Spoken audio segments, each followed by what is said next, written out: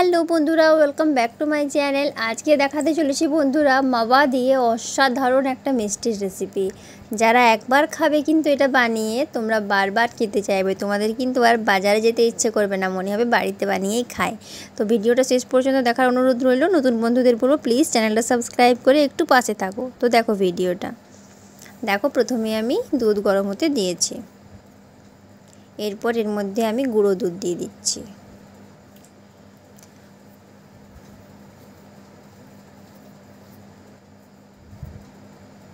তিন চামচ দিলাম বন্ধুরা, বড় চামচে। এরপর এটাকে ভালো করে নেড়ে নিচ্ছি। এভাবে শুকনো শুকনো করে মাওয়া তৈরি করে নিতে হবে।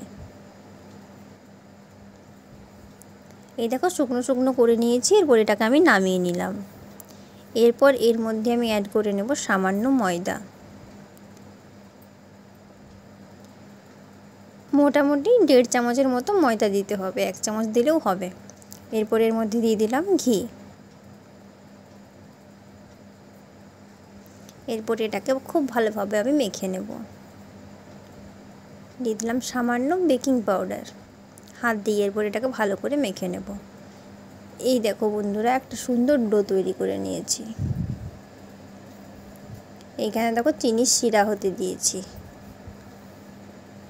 চিনির শিরাটা হতে হতে আমি ততক্ষণ মিষ্টিগুলো বানিয়ে নিই ডোটার থেকে।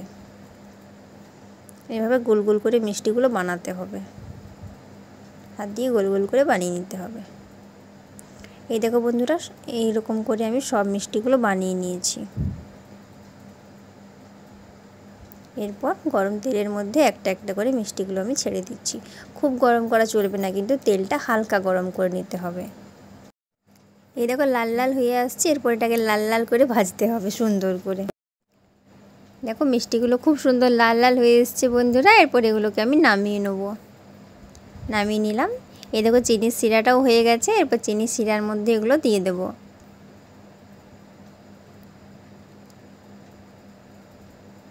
এটাকে মোটামুটি 10 মিনিটের মতো রেখে এটাকে ছেঁকে নেব আমি।